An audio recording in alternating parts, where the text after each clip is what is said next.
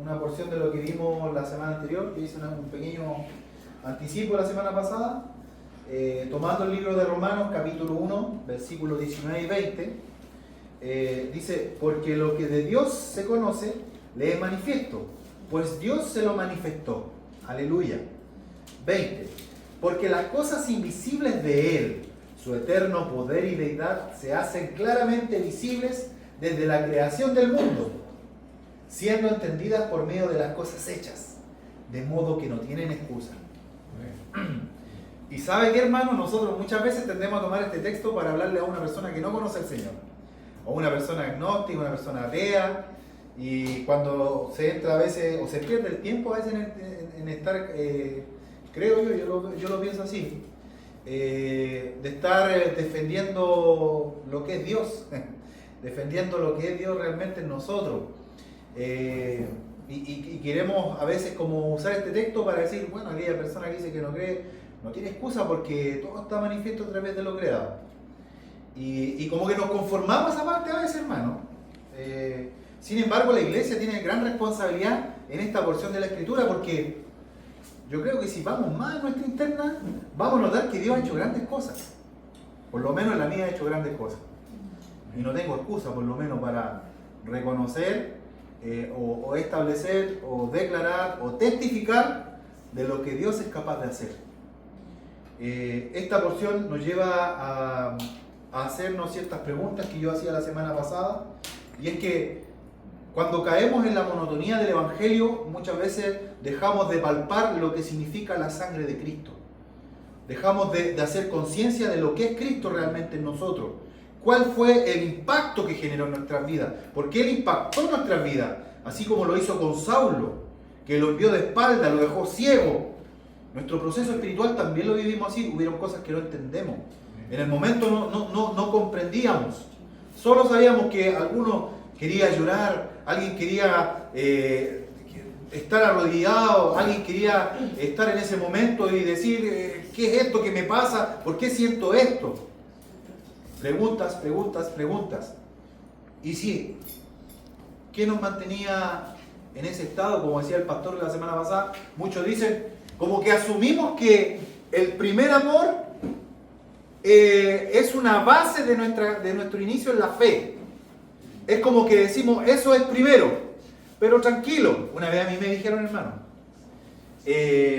mire, cuando yo conocí al Señor, llegué a predicarle a muchas personas, amistades, personas que se convertían, y me llevó en algún momento a la casa de una bruja, una adoradora de Satanás, que hacía trabajo de las tinieblas, y me llevó a predicarle a esa persona. Y yo un día, contando el testimonio con mucho fervor, vino una hermana, después me dice, ay, qué lindo usted, hermano, se nota que está en el primer amor. Y es como que me dio una palmadita, así como que ya se le va a pasar, ya, ¿entiendes? Es como eso, y como que asumimos esa parte. Más la palabra en Apocalipsis es clara cuando dice, conozco tu arduo trabajo, conozco tu gran dedicación, pero hay que tengo en contra de ti, has perdido tu primer amor. Y es porque dejamos de palpar lo que Cristo ha hecho. Dejamos de sentir el calor de la sangre de Cristo. Y la dejamos ahí como un logo solamente. La dejamos como un conocimiento bíblico. Lo memorizamos el versículo y ahí lo dejamos. Pero no sabemos que eso está ahí presente. Entonces, es importante que nosotros nos dejemos hacer esta pregunta. ¿Cuáles son las cosas que Dios ha hecho en ti? Es bueno que te preguntes tú, te mira al espejo y digas, ¿cuáles son las cosas que Dios ha hecho en ti? Y empieza a analizar, empieza a recordar, empieza a ver. Yo le decía, medite en esto.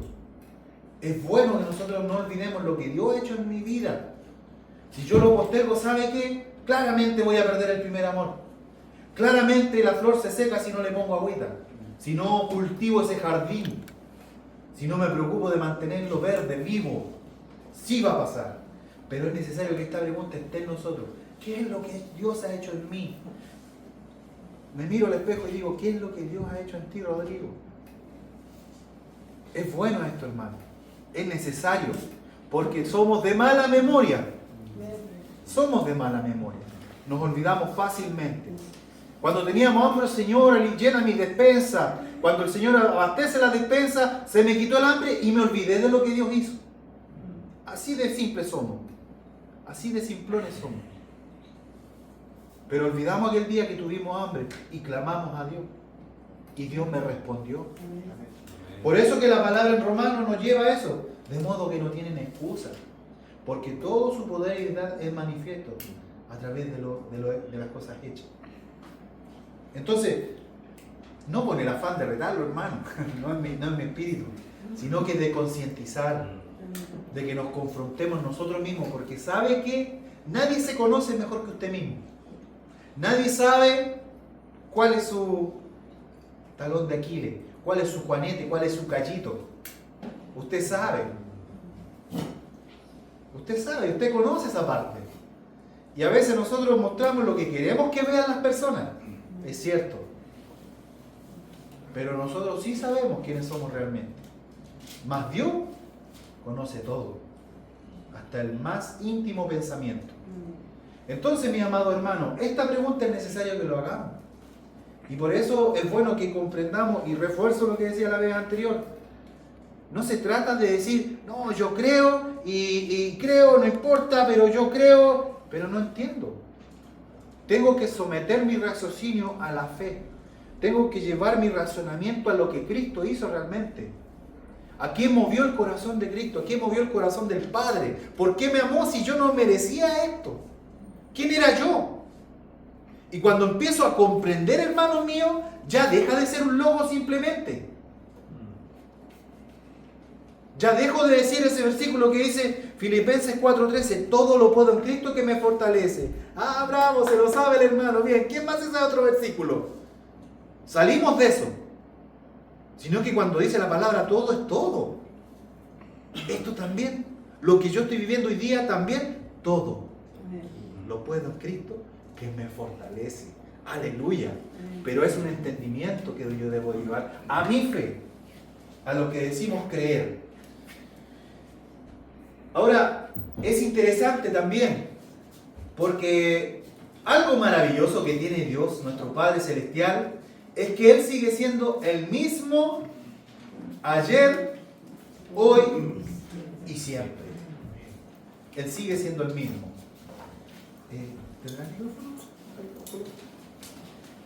Entonces, es necesario que tengamos presente eso, hermano. A diferencia nuestra, nosotros cambiamos. Y vuelvo al estado, a lo mejor en necesidad somos mejores adoradores que cuando estamos en tiempo de abundancia. Y por eso no te preguntes, ¿por qué pasó necesidad? ¿Por qué perdí lo que tenía? Es bueno preguntarnos eso. Entonces, hay algo ahí que está en nosotros, y es porque nuestra mente nos lleva a solo poner hoy día lo que hoy día hizo. Hoy día me sirve lo que hoy día necesito que Dios haga. Y es porque no asimilo que Dios tiene una mirada mayor a la mía. Mi racionamiento no está ahí. Sí, digo creerlo, digo amén, sí, ok, pero no lo comprendo. Y por eso esta porción, o esta pregunta, mejor dicho, ¿cuáles son las cosas que estás viendo y que no entiendes? Pregunta, ¿alguien está pasando algo así? ¿Alguien se encuentra en ese estado? Es bueno hacerse esa pregunta. ¿Qué cosa hoy día estás viendo y que no entiendes? Y que están ahí, pero no sabes cómo.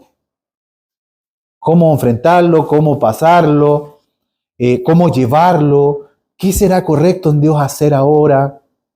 Me quedo con el consejo que me dio mi abuelita, me quedo con el recado que me dio la vecina, el secreto que me dio la vecina.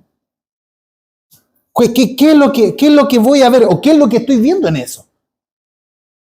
Por eso, amado, es necesario. Hay cosas que nosotros vamos a ver y que quizá en el momento no vamos a entender. Pero eso no significa que Dios vaya a responder a tu razón. Eso no significa que Dios vaya a hacerte comprender esas cosas. Y es necesario comprenderla, hermana.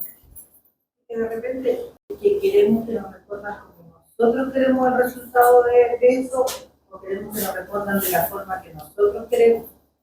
Entonces, nos conviene como no entender. Así es. Así es. y dejamos de comprender de que Dios es excelso, que está en lo alto, que Él tiene el control de mi vida, de todas las cosas, y que Él tiene la mirada mayor. Y pienso que yo veo mejor que Dios. Y eso es lo que no me hace clic a mí, en el Señor. Pienso que yo tengo mejor visión que Dios y que la manera que yo encontré es la adecuada. Y como dice la hermana, como Dios no responde como yo quiero, ahí me quedo. O ahí menguo. Ahí como que se me caen los brazos. Y es porque no comprendo realmente quién es Dios. La razón, hermano, en la fe es lo que Dios espera.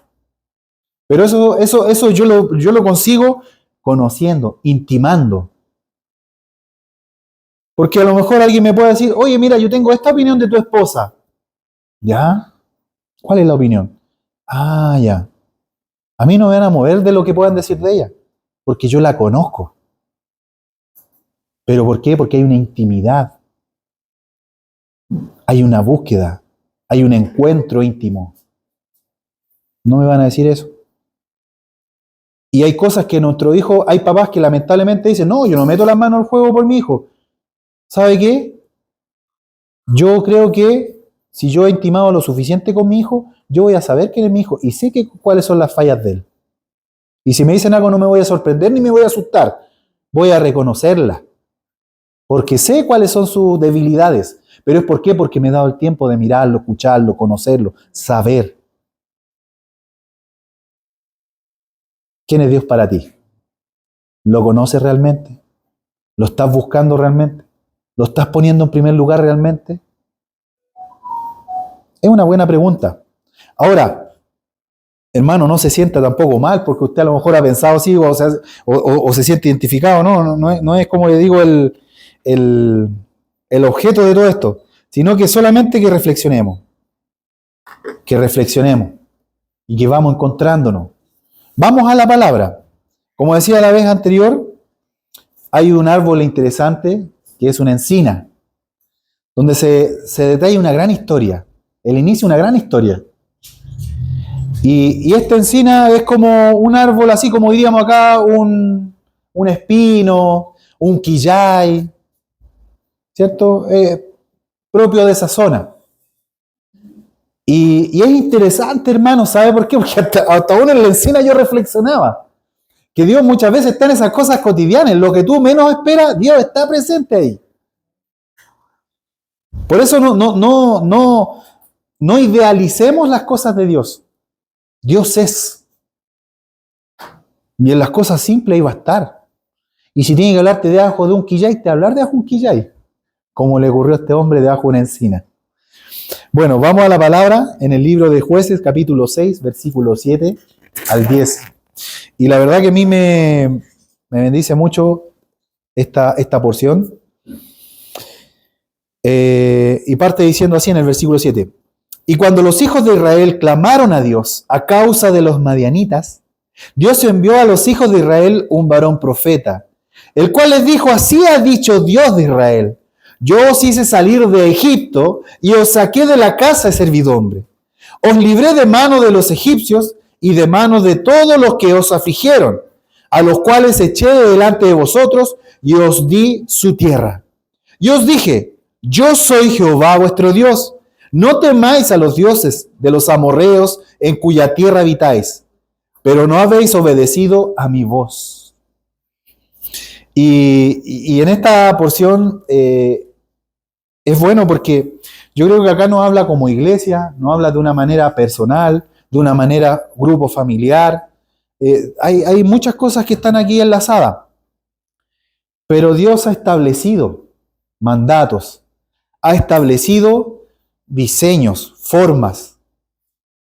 ¿Sabe qué? Yo me gozo de lo que el Espíritu Santo está haciendo en este lugar. Porque está usando mucho para hablarnos de muchas maneras.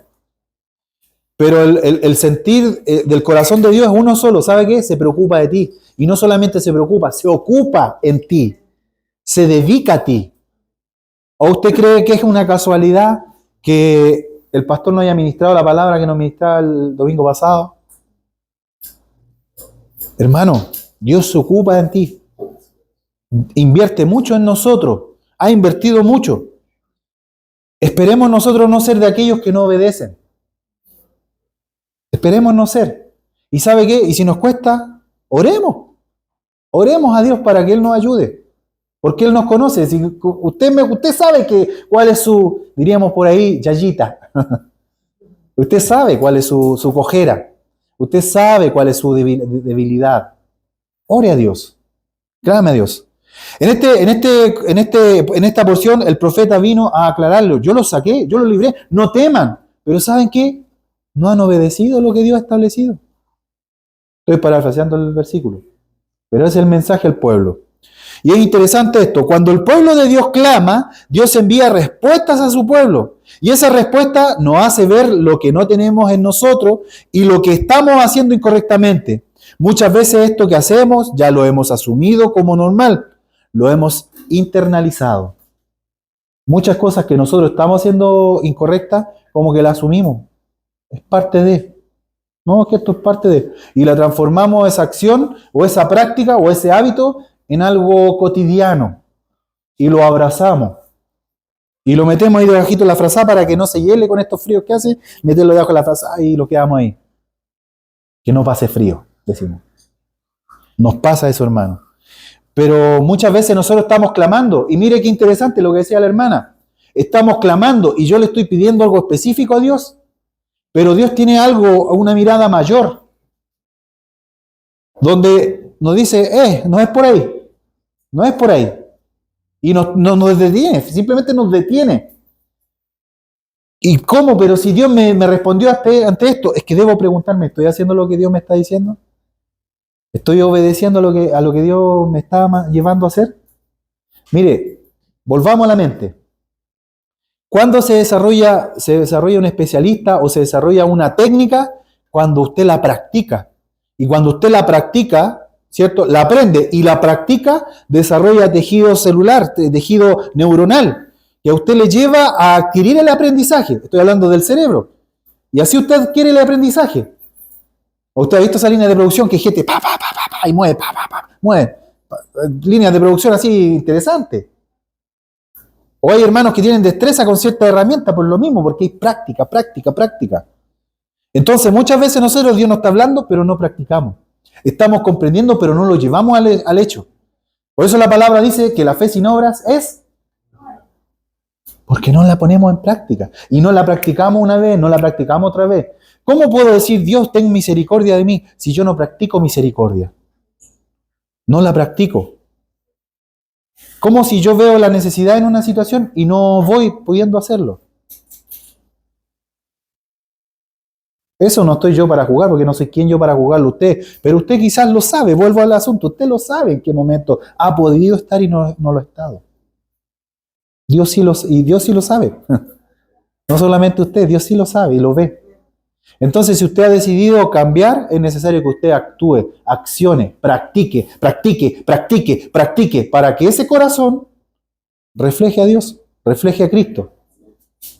Si no, va a ser un conocimiento más y teoría. ¿Han escuchado a esa gente práctica que dice, no, esto es un ingeniero que llega, pero es pura teoría nomás?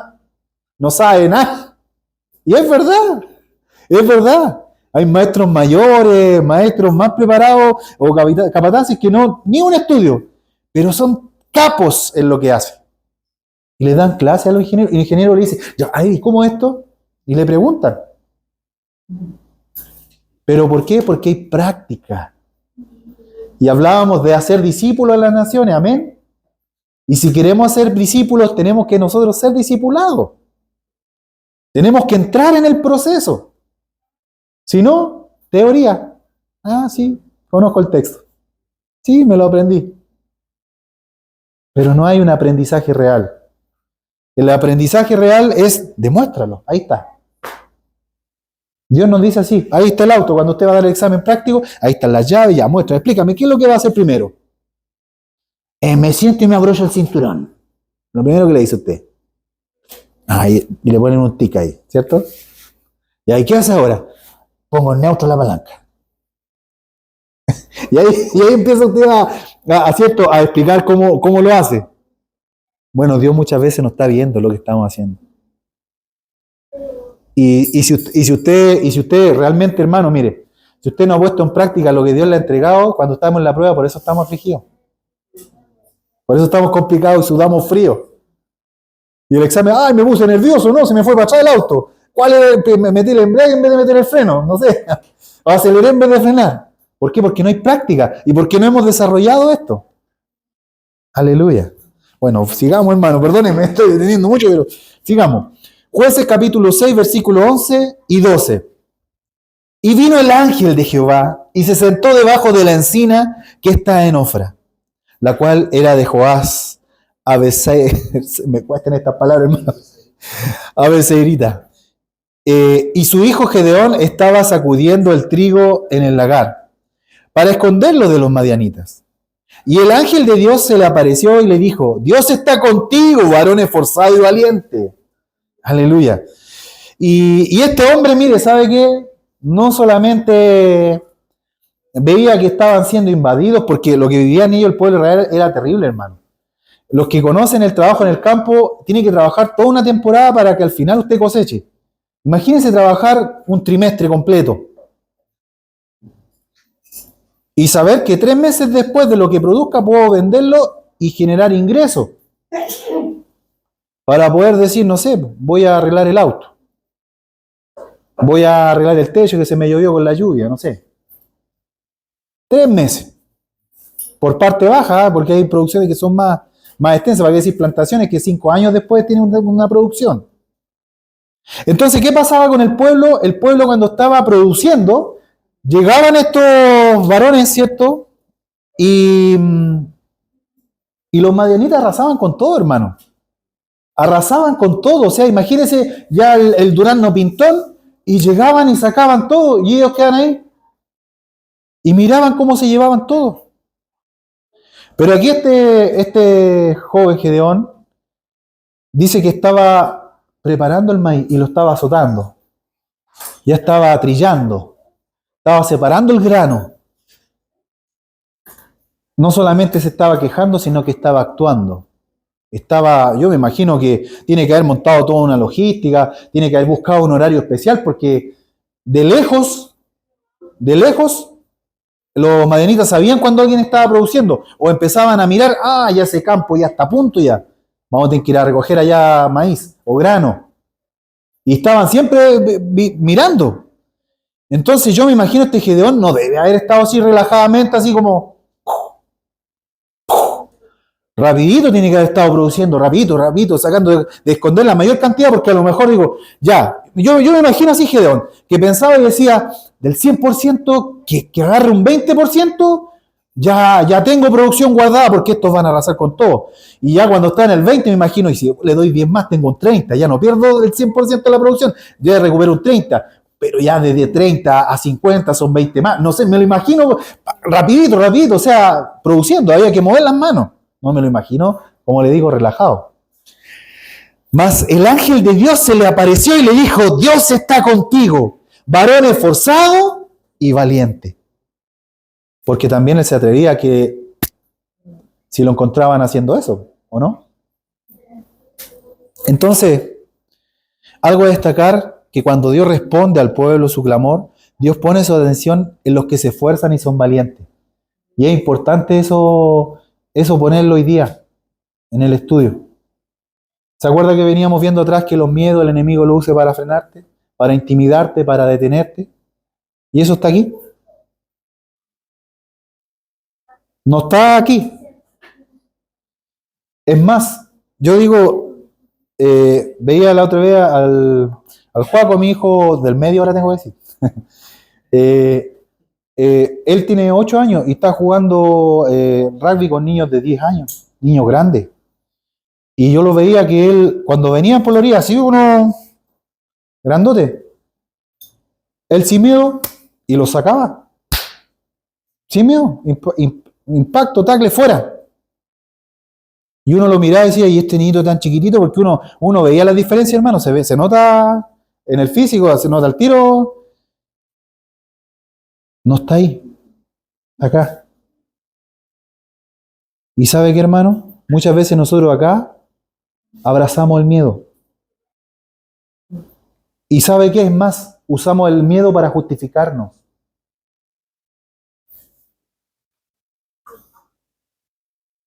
Porque cualquiera de nosotros, sí, mire, hay cosas que nosotros podemos decir. ¿Y quién es uno para juzgar, cierto? Cuando uno dice tiene miedo. Pero muchas veces, no, ¿sabe qué? Yo no puedo barrer acá porque me salen arañas y yo veo una araña y me desmayo. No sé, por decir algo. Y usa el pretexto de su miedo para no hacer lo que hay que hacer. Muchas veces. ¿Y qué pasaría si hay una araña efectivamente? Y esa araña pica a un niño, pica a su hijo, pica a un familiar. ¿Por qué no hicimos lo que teníamos que hacer? No, es que yo le tengo miedo. Y uso el miedo como un argumento para frenarme. Ya no muchas veces el enemigo, sino que yo lo asocio, lo asimilo y lo abrazo y lo pongo en escudo. ¿Y quién me puede decir algo? Yo a veces les digo a mi hijo, miren, la tarea de papá, a veces yo los voy a sacar de su zona de confort muchas veces. Los voy a confrontar, los voy a llevar. Para eso está la abuelita que le diga, ay, mi niño, tiene frío, abríguese. Tiene hambrecita, le hago una tacita de leche. El papá no. Papá tiene que estar ahí para sacarle otro trote. La mamá está para consentir muchas veces. Sí, ay, pero tranquilo, hay que no darle mucho trabajo. Está bien, está bien. Pero yo siempre le digo a ellos, mi rol hoy día va a ser, o en este tiempo como papá va a ser este. Pero ustedes tienen que ver lo que está más allá. No lo del momento. ¿Y sabe qué? No le digo eso porque a mí me lo dijeron. Sino que muchas veces he entendido cómo Dios trabaja también en nosotros, que hay miedos que nosotros están ahí. Y Dios me dice, esfuérzate, solamente esfuérzate y sé muy valiente. ¿No le ha hablado Dios así alguna vez? Como le habló Josué. Solamente esfuérzate, mira que te mando que te esfuerces y seas valiente. No temas ni desmayes porque el Señor tu Dios estará contigo en donde quiera que vayas. Pero quien debe desafiarse soy yo. Y para mí, incómodo enfrentar un miedo a lo mejor. Para quien no lo es. Pero vuelvo al hecho. Podemos sugestionarnos o argumentar o poner eso ahí y yo tenerlo acá. Pero que está al lado no lo tiene acá y avanza. Pasó. Mire, igual que un espacio acá. Yo veo es que yo tengo miedo de cruzar, saltar la sequía. Pero el que no tiene miedo pasa por el lado. Y él tiene la misma fisionomía, tenemos las mismas capacidades, pero solamente algo que se alojó acá me frenó. Mire qué sencillo. Por algo Dios está tratando nuestra mente, hermano. Sigamos. Jueces, capítulo 6, versículo 14 al 18. Dice, y mirándole el Señor, le dijo, ve con esta tu fuerza y salvarás a Israel de las manos de los madianitas. ¿No te envío yo? ¿Por qué razón? Porque hay algo acá que Gedeón le reclamaba a Dios o al ángel de Dios en ese momento y le decía, ¿dónde están las historias que nuestros padres contaban donde Dios salvó a Israel, lo sacó y ahora nos tienen invadido esto? ¿Dónde está, Señor, tu amor que antes me acogió? Y muchas veces nosotros también caemos en eso. ¿Y dónde está lo que un día tú hiciste y ahora no veo nada de eso? Caemos también nosotros en esa práctica. Pero el Señor le responde esto. Y esta porción dice, mirándole el Señor le dijo, ve con esta tu fuerza y salvarás a Israel de la mano de los madianitas.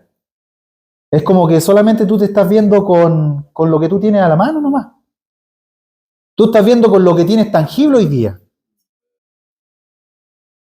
¿No te envío yo? Le hace la pregunta. Porque es diferente. Solamente con mi fuerza a cuando Dios nos envía. O Dios está por sobre nosotros. Versículo 15. Entonces le respondió, Señor mío, ¿con qué salvaré yo a Israel? He aquí que mi familia es pobre en Manasés y yo el menor de la casa de mi padre. Es interesante lo que declara aquí Gedeón. Gedeón hace mención a esto. Aquel era pobre y era el menor de los hermanos. Recordemos que la bendición venía sobre el primogénito, siempre. Y socialmente el primogénito era más pudiente o tenía mayor fuerza económica porque así estaba establecido. Imagínense el menor. Y volvemos a David. ¿Quién era David? El menor. Era el último, el que andaba allá por los rincones ya haciendo la tarea. Bueno, Manasés era algo similar. Pero no solamente eso, también era valiente y era esforzado. Dice el versículo 16, le dijo, ciertamente yo estaré contigo y derrotarás a los madianitas como a un solo hombre. O sea, va a ser fácil. Los madianitas, pero los triplicaban en número, hermano. Por eso ellos hacían lo que querían. Por eso lo tenían sometido al pueblo. Y él le respondió, yo te ruego que si he hallado gracia delante de ti, me des señal de que tú has hablado conmigo. Te ruego que no te vayas de aquí hasta que vuelva a ti y saque mi ofrenda y la ponga delante de ti. Y respondió, yo esperaré hasta que vuelvas. En el versículo 15, por ejemplo, nosotros vemos una demuestra que si nos miramos a nosotros mismos, vamos a encontrar más excusas que oportunidades. Eso es lo que dice el versículo 15. Y es importante que lo veamos. Más en el versículo 16, pero cuando escuchamos la voz de Dios, vemos que como son suplidas las necesidades, carencias, debilidades, ausencias, etc., Dios es capaz de sacarnos del estado. Porque Dios cuando te quiere usar te va a sacar del estado, va a suplir. El Dios se va a poner con lo que a ti te falta. Y por eso es necesario, hermanos míos, nuevamente la oración. Entrar a ese estado de oración. Entrar a ese estado de búsqueda, de presentar nuestras cargas delante de Él. Si, hermanos, si los que salimos ganando somos nosotros al orar. No, Dios sí nos quiere ver, Dios sí nos quiere encontrar todos los días, cada día, Él nos quiere encontrar. Pero igual cuando llega el papá a la casa, ¿cierto? Papá, ¿cómo está? ¿Cierto? Y lo recibe bien. Y el papá ya viene predispuesto que el hijo se va a alegrar cuando llega a la casa y le trae un engañito. Bueno, Dios te trae más de un engañito. Cuando tú sales a su encuentro. Cuando tú cada mañana le vas a buscar. Dios siempre te tiene algo, te tiene algo. Por eso vuelvo a decir, más de un engañito como diríamos por ahí. Bueno, engañito para los hermanos extranjeros es como un presente. Es como un me acordé de ti y te traje esto. Es bueno porque Él le presenta señal y le dice que le muestre. Y dice que preparó un cordero, preparó un caldo, hizo un altar. Y dijo que Dios lo iba a estar esperando. Y esto demuestra también una vez más que, ¿sabe qué? Nosotros hay ofrendas que podemos levantar delante de Dios. Y esto no tiene que ver con pacta con Dios ni nada de eso. El mayor pacto ya fue hecho, que fue por medio de Cristo. Ese es nuestro acceso al trono de la gracia. Pero sí hay ofrendas que nosotros tenemos que levantar. Sí hay sacrificios que nosotros debemos hacer. Y el sacrificio requiere renuncia. Lleva al entregar algo que tú aprecias. El sacrificio lleva dolor. Si no, no es sacrificio. Si no, es como aquellos que ofrendaban, ¿cierto? Y Jesucristo dijo, esta mujer ha dado más de los que estaban acá. Y la que dio 2 monedas. ¿Por qué? Porque esa dio todo lo que tenía. Hubo un sacrificio ahí. Y hubo realmente un sacrificio porque es como decir, yo tengo 2.000 pesos. Tengo 2.000 pesos, faltan 5 días para llegar a fin de mes. Y tengo que comprar pancito todos los días. Y el pan está a 2.50. ¿Se entiende? Es muy distinto así que cuando yo tengo un buen colchón y doy 5.000. Doy 10.000, doy 20.000. Doy 100.000. No hay dolor porque no tengo necesidad, porque puedo hacerlo. Pero cuando hay algo que realmente a mí me importa y sí vale para mí, eso conmueve el corazón de Dios. ¿Y sabes por qué? No es que Dios necesite de eso. es que muchas veces nosotros tenemos que sacrificar cosas que tenemos ahí guardaditas.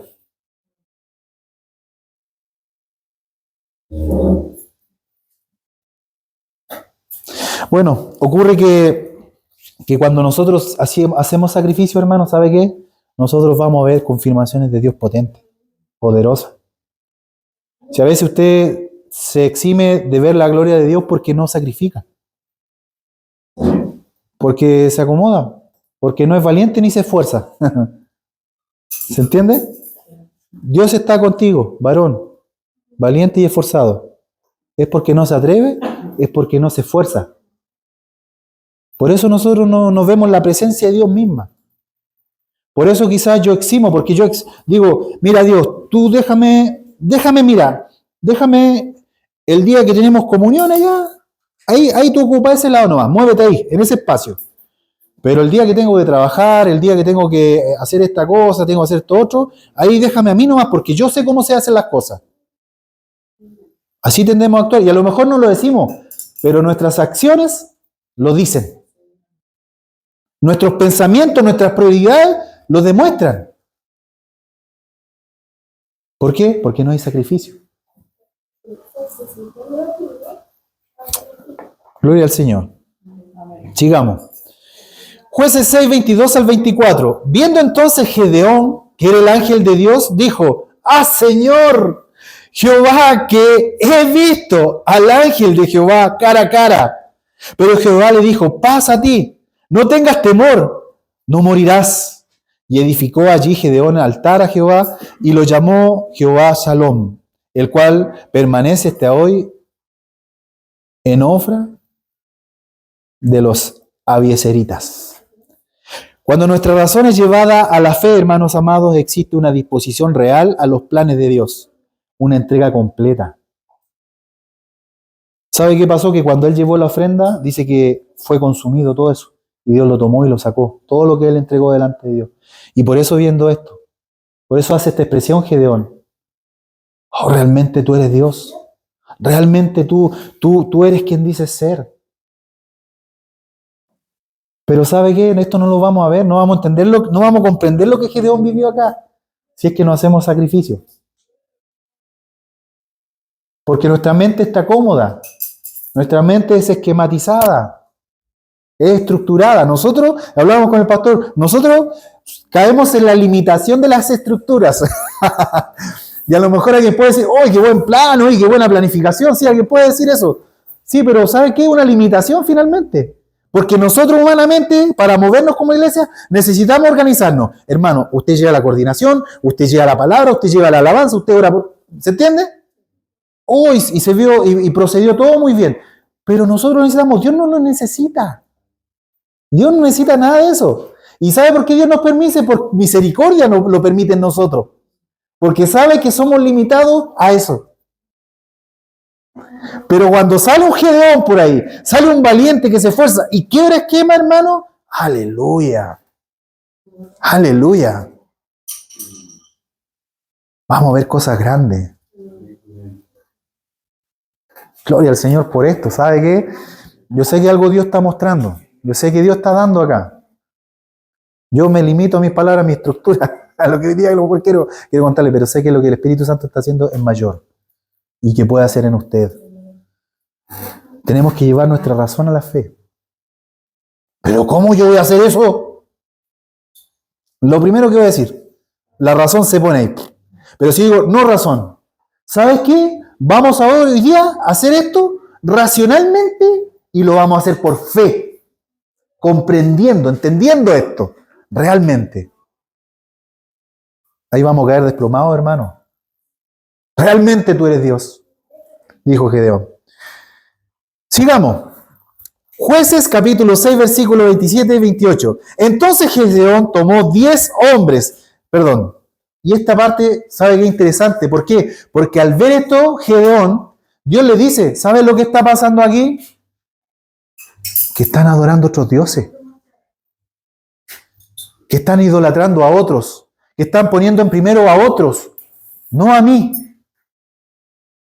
Y Dios envía a Gedeón, ¿sabe qué? a destruir todos esos monumentos, todas esas obras hechas por mano de hombre, y los mandó a destruir. Y levanta altar para mí. Pregunta, ¿Dios no te está mostrando acaso en este minuto qué altares tú has levantado? ¿Qué altares quizás Dios te está mostrando que estás ahí atesorando, guardando y poniendo muchas veces como argumento? Y lo estás abrazando y lo estás queriendo mucho. Y no estás queriendo sacrificar. Si sabe lo que marcó un antes y un después de Abraham, fue justamente el llevar a sacrificio a su hijo, a su único hijo, que estaba en la promesa, además. Porque si bien tuvo otro hijo biológicamente, este era el hijo de la promesa, era Isaac. Entonces, hermano amado, ¿qué estoy guardando? ¿Qué estoy atesorando ahí? Y por eso le digo, usted a lo mejor puede decir, voy a hacerlo porque creo, porque el hermano lo dijo, porque el pastor lo dijo, porque no sé, etc. Pero si no lo entiendo, no va a tener un impacto real. Por eso es la razón a la fe. No hay algo más.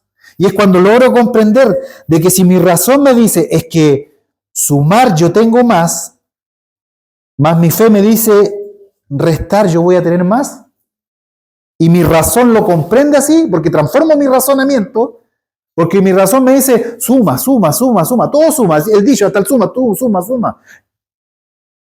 Pero si a mí mi fe me dice resta, quita, y tendrás más,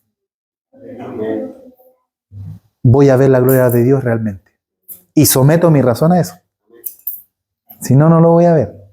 Va a ser teoría. Vuelvo a lo mismo, teoría. Alguien lo dijo. Lo entiendo. Sí, yo me conozco la historia de Gedeón, al revés y al derecho. Y yo estoy seguro, voy a invitar a cualquiera aquí, me lo va a recitar perfecto la historia de Gedeón. Pero que no comprende lo que Gedeón vivió, hermano. Una historia más, un hombre más de la Biblia. Eso va a ser para mí. Pero si profundizo en esto, hermano, aleluya. Hay grandes cosas acá. Jueces, capítulo 27 y 28. Entonces, cuando Dios le dijo esto, dice, entonces Gedeón tomó 10 hombres de sus siervos. Mire, ¿cuántos hombres tomó? ¿Y qué dijo Gedeón antes? ¿Y qué también era? Pobre. O sea, aquí pasó un tiempo. 10 hombres de sus siervos. ¿Se da cuenta, no? Algo Dios hizo. Algo pasó en intermedio, pero nosotros pasamos rápido esta porción. Pero, o sea, siendo el hombre más pobre y el menor, el desechado, tomó 10 de sus siervos y hizo como Jehová le había dicho. ¿Sabe qué, hermano? A veces nosotros estamos perdiendo bendiciones porque no estamos comprendiendo las cosas de Dios. Porque veo solamente mi carencia hoy día. Veo hoy día lo que no tengo para hacerlo. Y vuelvo a lo mismo. Pongo el miedo delante y lo pongo como excusa. Y lo atesoro. No, es que yo, imagínense, hermanito, no, es que yo hago esto nomás y gano esto nomás y yo no puedo más. Y más. Y me quedo con eso, hermano. Mire Gedeón. E hizo como Jehová le dijo. Mas temiendo hacerlo de día, por la familia de su padre y por los hombres de la ciudad, lo hizo de noche. Por la mañana, cuando los de la ciudad se levantaron, he aquí que el altar de Baal estaba derribado y cortaba la imagen de acera que estaba junto a él. Y el segundo toro había sido ofrecido en holocausto sobre el altar edificado. Aleluya. Aquí este hombre no solamente derribó, destruyó y tomó de lo que Dios le había dado, porque Dios lo bendijo. Y tomó todo eso para llevarlo a lo que Dios le había dicho hacer. No a lo que él quiso hacer. Porque a lo mejor él podría haber dicho, ahora tengo más, junto más. Pues. Si antes estaba yo solo ahí debajo apaleando el trigo, ¿cierto? Ahora tengo 10 hombres que pueden hacer y puedo tener una producción mayor ahora de trigo. Podría haber hecho. Pero ¿qué hizo él? Hizo lo que Dios le dijo que hiciera. ¿Y qué hizo? No solamente derribó, levantó un altar. sabes que hay muchas cosas que a nosotros Dios le está estorbando de lo que Dios quiere hacer. Y esos altares tú los tienes que derribar. Y sobre esos altares levantar un altar delante de Dios. Levantar una ofrenda delante de Dios. Gloria al Señor. ¿Creen que a Gedeón le faltó fe? Pregunta. ¿Creen que a través de esto le faltó fe? ¿Y por qué cuando llegamos a la parte de el vellón tendemos a pensar de que Gedeón le faltó fe? Porque sí, muchos dicen eso. Yo he escuchado decir. No, es que a Gedeón le faltó fe y por eso está viendo señal y señal. No, ¿sabe lo que él estaba queriendo? Que su entendimiento fuera llevado a un nivel mayor. Él sabe lo que está poniendo acá en este proceso. No es que él no tuviera fe, porque él no se hubiese metido en ese problema. Imagínense, esperó la noche para hacer lo que Dios le había mandado. Y dice, si ustedes siguen estudiando, dice que lo esperaba el pueblo completo para lincharlo por lo que había hecho. Porque igual supieron que era él. Él no tenía falta de fe. ¿Usted cree que tenía falta de fe con lo que había visto? Si él reconoció, había sido bendecido. Hubo un cambio en Gedeón. ¿Sabe qué? A veces nosotros tenemos que poner señales delante del Padre, pero ¿sabe para qué? Solamente llevar nuestra razón a la fe. No es dudar. A veces es que nosotros necesitamos tener esa confirmación de parte de Dios. Necesitamos comprender las cosas de Dios. No es que tengamos falta de fe. Y es bueno que usted practique eso. Pero vuelvo a la intimidad, vuelvo a la búsqueda, vuelvo a ese vivir, a ese jugar de memoria. Cuando los equipos juegan de memoria es porque practican, lo mismo. Cuando usted es bueno en algo es porque practica. Él estaba poniendo en práctica su fe, estaba poniendo en práctica su razonar, someterlo a la fe. Si ya con la primera vuelta el vellón, él ya sabía, antes de poner los vellones, él ya sabía si él ya había visto la confirmación de Dios. Por eso no te sientas mal cuando tú tienes esa intimidad con Dios y empiezas a buscar en Él. Y empiezas a ver las señales. Pero hay que ser valiente, ¿sí? hay que creerle al Señor cuando me va a responder lo que a lo mejor no me esperaba, pero me respondió ya. Y está el vellón no mojado, está seco. Y está la tierra húmeda. ¿Qué más necesita? No, ahora necesito que sea al revés. ¿Y qué hizo Dios? Le fue al revés. La tierra seca y solamente el vellón mojado. Y con eso, él sometió su razón. Porque ¿cuál era la razón? ¿Y por qué usted dirá? No, pero es que a Dios le faltó fe. Es que él tenía que meter en su raciocinio, ¿sabe qué? Enfrentar a los madianitas. Si ellos eran como cerca de 135.000 hombres y el pueblo nada más eran 32.000. O sea, ¿cómo voy a pararme delante de un gigante que me lleva por más de 100 hombres? 100.000 hombres. Vamos a la escritura. Primer acontecimiento importante en esta porción. Acontecimiento número 1. Miedo despejado. Jueces capítulo 7, versículo 1 al 3.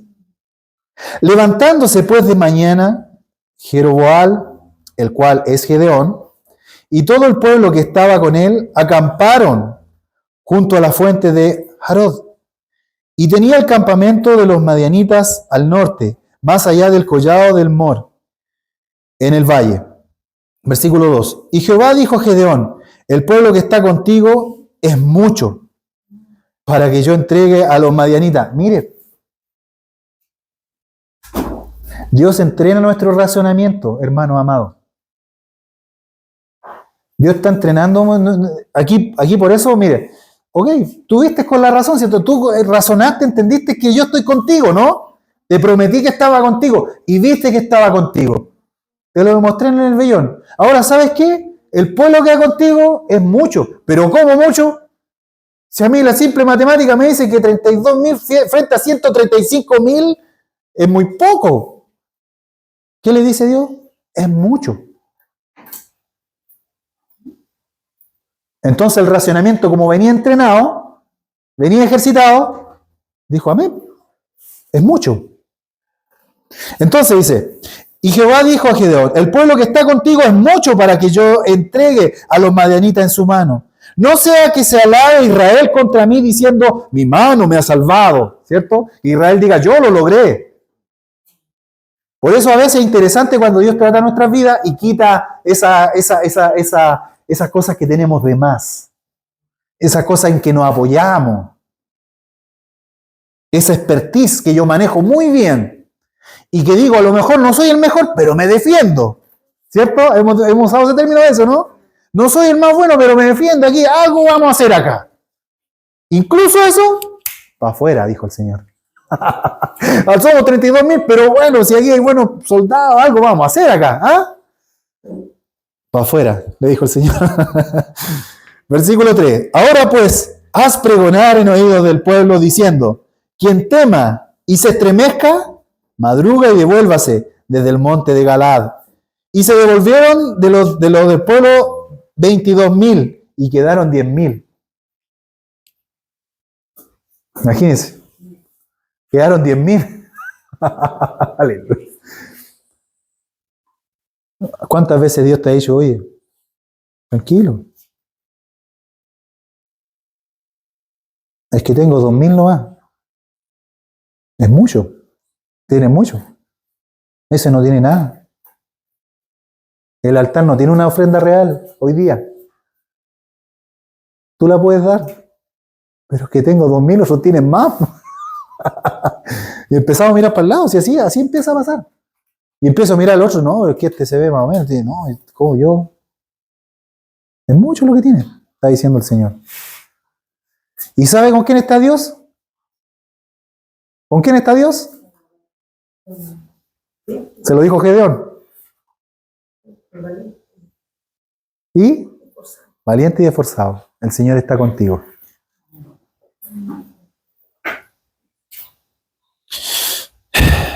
¿Sabe qué? Aquí hubo una prueba de fe. ¿Sabe quiénes fueron los que fueron devueltos? Los que tenían miedo, los que no confiaban. Y era más del 50% del pueblo que no confiaban en lo que Dios iba a hacer ese día. No creían realmente en Dios. ¿Saben por qué estaban ahí? Por un mandato militar. Porque si el que no enfrentaba era muerto. Estaban por miedo, iban con miedo, imagínense.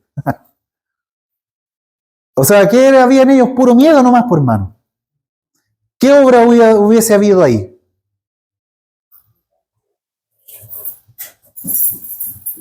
Hermano, el Señor llama a valientes. Y si no eres valiente, Dios te hace valiente. Y si no fuiste valiente, Dios te hace valiente. Y te trabaja. Y te trabaja. Levántate, vamos arriba. No, es que yo no puedo. No sé, no me interesa. Resuélvelo. Porque cuando usted es sacado de la zona de confort, mire, vuelvo, perdonen, no soy el mejor papá, pero por lo que he aprendido de la palabra he tratado de llevarlo a mi hijo. Pero cuando ellos me dicen, no, es que pucha, es que yo no puedo, ya, desahógate, date una vuelta, le digo yo, devuélvate, date una vuelta, respira, tómate un vaso de agua, enfríate la cabeza, esta cuestión no te la puedes ganar, le digo yo. Busca la forma. ¿Cómo intentaste? Así. Busca otra forma, le digo yo. Busca otra manera. Sí, hay momentos que lloran, se frustran. Tranquilo, mira. Esa sensación de impotencia de donde no puedes lograrlo es parte de. Respira profundo y le empiezo a decir. Igual que un coach, ahí. Respira. Búscalo, míralo. Mira por otro lado. ¿No crees tú que por acá te puede resultar? A ver. Ah, sí, por acá se puede. Ya, pues. Dale, inténtalo. ¿Y sabe qué? Cuando después van y lo intentan, son más felices que cuando empezaron. Porque lo lograron y se demostraron ellos mismos que sí pueden. Y eso es algo sencillo.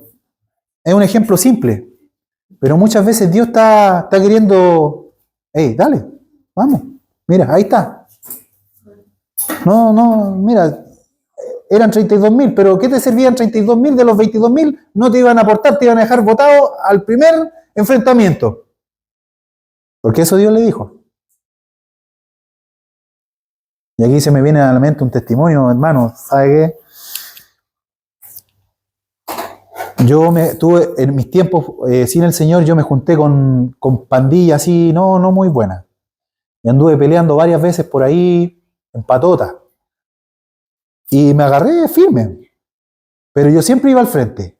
Y yo iba a defender a mis amigos. Porque mis amigos eran todos, así yo los veía. Y peleé harto, me pegaron harto, pegué harto. Pero nunca me fue mal en el tú a tú. No me fue mal. Y resulta que en un momento estábamos en otro lugar.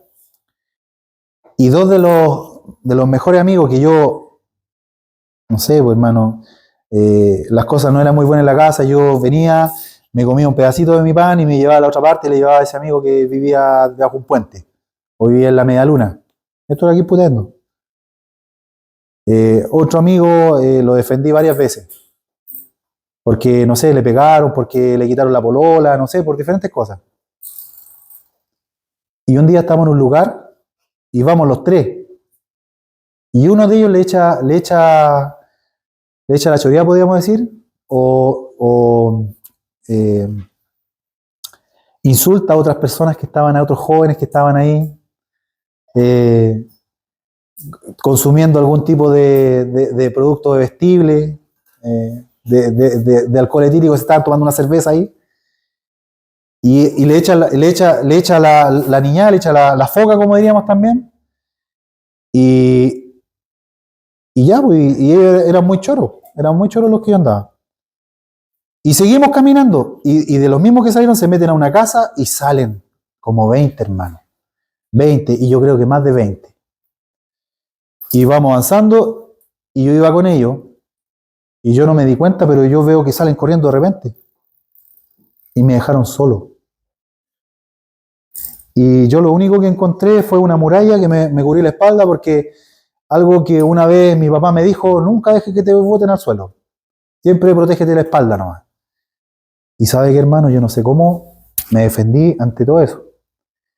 Y uno de ellos sacó una escopeta. Yo le conté al pastor eso. Y llegó una escopeta y le hace así, ¿a qué más ropa? Aquí donde está el trípode, ¿a qué más ropa? Y no le salió. Y dijo: no, yo quiero al chascón, al que echó la al que le echó la bronca a ellos. Y salieron. Y yo no sé cómo, hermano, en ese momento me defendí, y vi un pasaje y salí de esa situación.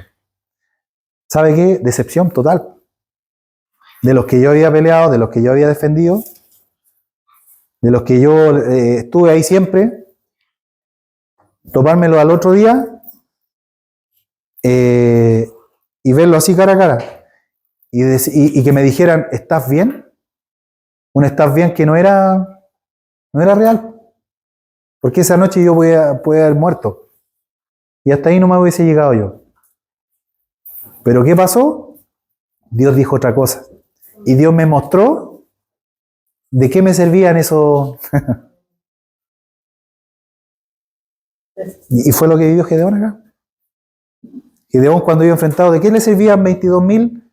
Y iban a verse el primer cuerpo a cuerpo y iban a quedar ahí botados. Eran como nada. ¿Por qué? Porque tenían miedo y no sabían que estaban enviados a un propósito de Dios. Yo hasta ese momento no sabía que estaban los planes de Dios, porque todavía no conocía al Señor. Pero ya Dios me estaba preparando. Entonces, después que yo lo que hacía, como yo era el muchacho que estudiaba y trabajaba, después iba: hola, hola, y pasaba para adentro, y después salía. Y me dijeron: oye, ¿por qué ahora no pescáis? Dime tú, ¿por qué no pesco? Le decía yo, nada más. Y me sirvió, y me ayudó, y me alivianó la carga, pues, hermano, porque ya yo me tuve que enfocar en mis cosas nomás. En lo que me producía. ¿Qué hizo Gedeón? Fue un descanso para él. ¿De qué me servían esa gente esos soldados que estaban ahí? Y él se enfocó a lo que Dios lo estaba apuntando, lo estaba llevando. Sigamos. Acontecimiento número 2. Los que bebieron diferente. Entonces llevó el pueblo a las aguas, y Jehová dijo a Gedeón: cualquiera que lamiere las aguas con su lengua, como lame el perro, a aquel pondrás aparte. Asimismo, cualquiera que se doblare sobre sus rodillas para beber.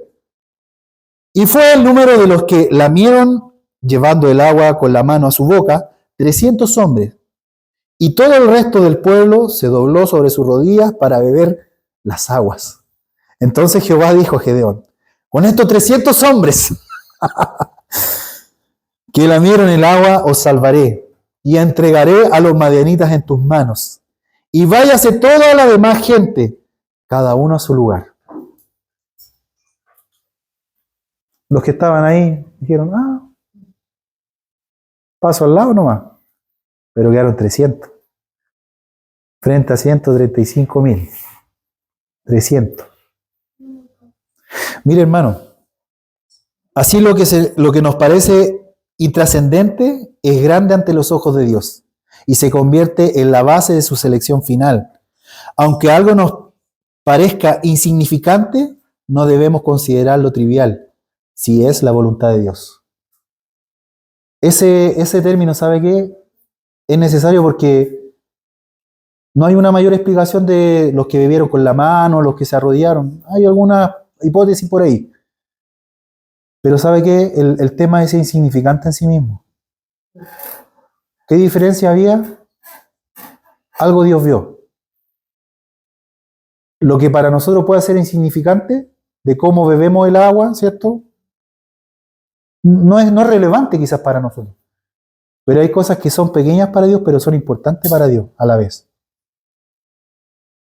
Y aquí nosotros podemos ver el caso de cuando Moisés envía, ¿cierto?, a los delegados a explorar la tierra prometida. Y envió a 12 hombres. ¿Y qué dijeron los 10? No, hay muerte, hay gigante allá. Pero hubieron 2, Josué y Caleb, que dijeron: no. Aquí está la tierra prometida que Dios nos prometió, y no juzguen a Dios, hagan lo que Dios dijo. Hubieron 2 que tuvieron 2 situaciones distintas, imagínense, todos fueron, pero fueron 2 que vieron algo distinto. Pero pequeñas actitudes. Cuando Jesús está en la casa, ¿cierto?, fue invitado a la casa de Simón, fue recibido, fue atendido, pero una mujer que hizo un pequeño acto. Y ella trajo algo que para ella era personal. Y lo derramó a los pies del maestro. Para muchos puede haber sido: oye, esta mujer hace esto, mira, si él fuera profeta, ¿qué decían los demás? Si él fuera profeta realmente, sabría la mujer que lo está tocando. Eso decían los demás.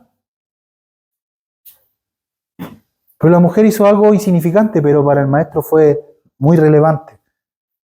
Y llenó de fragancia el lugar. ¿Qué quiero decirte con esto, amado hermano? De que a veces no es que tengamos que conquistar naciones, países, no es que tengamos que hacer convertirse una población completa, no es que tengamos que tener una gigantesca iglesia, no es que tengamos que, perdóneme, andar flotando en el aire espiritualmente para decir esto tengo que ser para ser realmente reconocido. No, ¿sabe qué? Hay pequeñas cosas que marcan una gran diferencia delante de Dios. Hay pequeños actos y por eso es necesario que cuando nosotros nos presentamos delante de Dios, nuestra comunicación sea directa con Él y dejar de mirarnos con los del lado. Gedeón reclamó por algo que pasó en Egipto.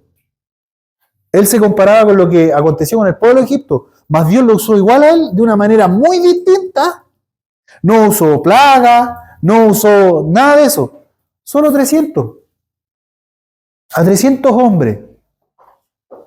Pero fue esa razón lo que él lo llevó al propósito de Dios. Hermano amado, ¿sabes qué? Hay pequeñas cosas que tú tienes que empezar a hacer. Y eso va a marcar una gran diferencia delante de Dios. Por eso no te iguales al resto, no te veas, si vienes tu hermano, anímalo, sí, anímalo. Da gracias a Dios por lo que el hermano está venciendo, por lo que el hermano está logrando en Dios, cómo Dios lo está usando. Dale gracias a Dios por eso. Pero no te compares con él. Tú entra en el propósito que Dios tiene para ti. Enfócate en eso. Métete en lo que Dios te está llevando a hacer. Eso haz. Porque esas pequeñas cosas marcan una diferencia delante de Dios. Mire, esos 300 hombres tomaron agua tan distinto y fueron los elegidos para ir como el batallón del pueblo de Dios. Eso fue lo que ocurrió con esos hombres. Y que eran hombres valientes, porque cuando le dijeron, si quieren, tienen miedo, váyanse. Ellos dijeron, nos quedamos.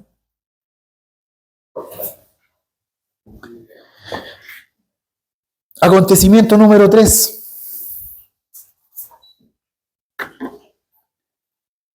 Lo que no entendiste, pero llevaste a la razón.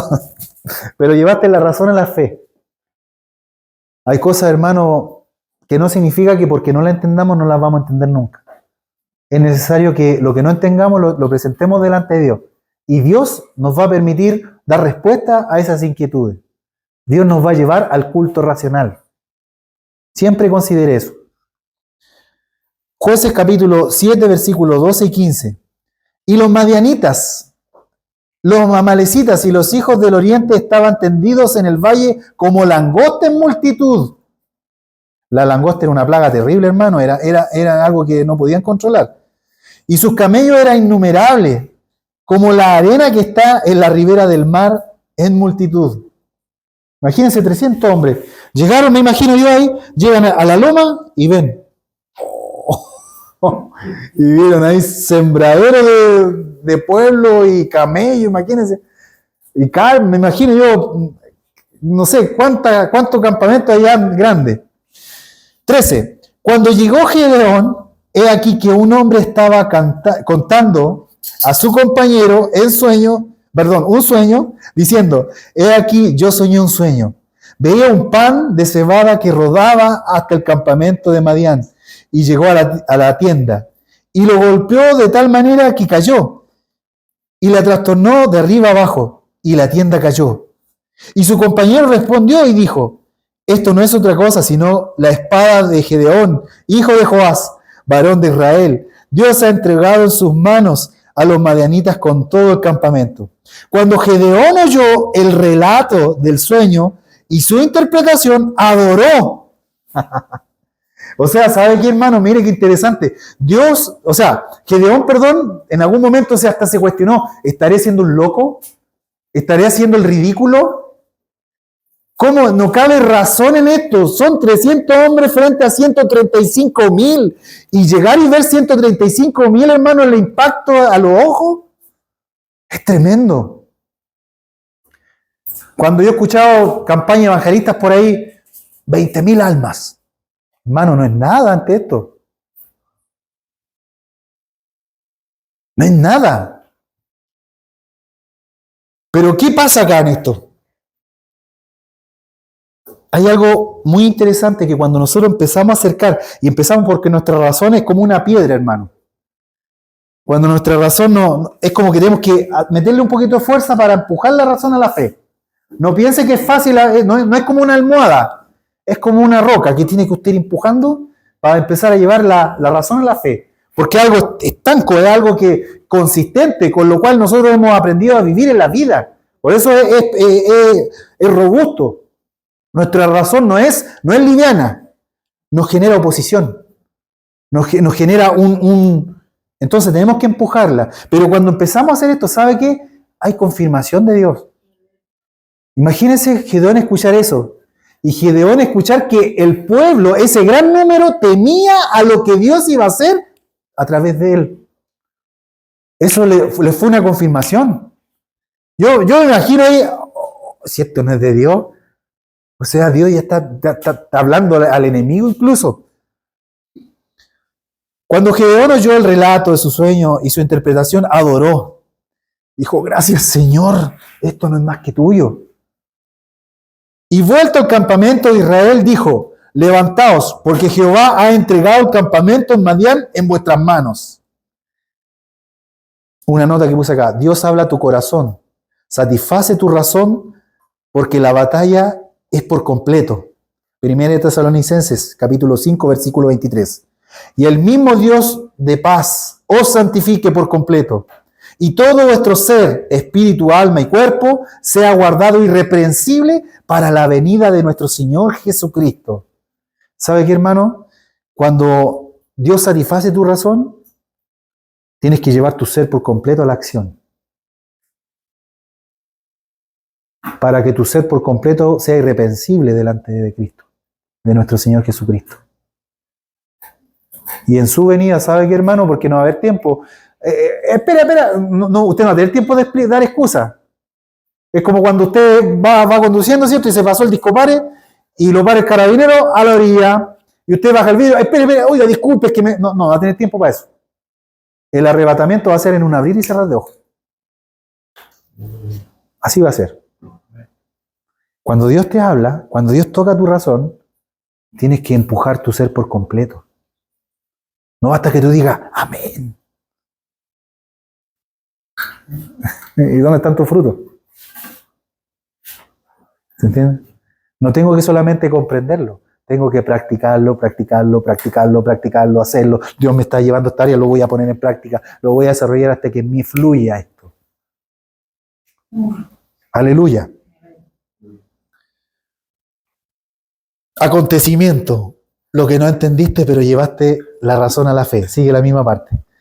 Jueces 7, 20, 22. Y los 3 escuadrones tocaron las trompetas, y quebrando los cántaros, tomaron en la mano izquierda las teas, o las antorchas, y en la derecha las trompetas que tocaban, y gritaron por la espada de Jehová y de Gedeón. Imagínense, ya ellos, les sonaba Gedeón con ese sueño que habían tenido, ¿cierto? Porque uno dirá, oye, ¿por qué le están dando la gloria a Gedeón? No es eso. Fue la estrategia que Dios usó porque ya había hablado en sueño al pueblo enemigo y el ejército de Gedeón iba a entrar, porque sus mentes ya estaban llevadas a la derrota. Sonaba en sus mentes el nombre Gedeón. Entonces cuando dijeron, por Gedeón y por Jehová, acontece esto. Y se tuvieron firmes cada uno en su puesto en derredor del campamento. Entonces todo el ejército echó a correr, dando gritos y huyendo. Ahí ya se vino, no, esto es real, esto ya viene, ya no están atacando. Y los 300 tocaban las trompetas, y Jehová puso la espada de cada uno contra su compañero en todo el campamento. Y el ejército huyó hasta Betsida, y en dirección de Sarea, y hasta la frontera. Amén. ¿Sabes qué? Cuando llevaste la razón a la fe, verás cómo no tendrás que enfrentarte al enemigo. Ni siquiera tendrás que desgastarte en eso. Si llevas tu razón a la fe. ¿Sabes qué? Es Dios quien pelea tus batallas. Y Gedeón experimentó eso.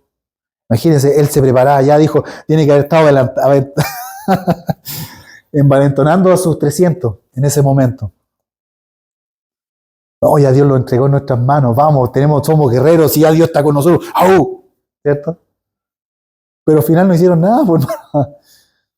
Dios lo hizo que se mataran entre ellos. Por eso concluyo este estudio, hermano, diciendo, Hebreos 11:1, es pues la fe, la certeza de lo que se espera, la convicción de lo que no se ve. Y por eso todo está acá. En tu mente.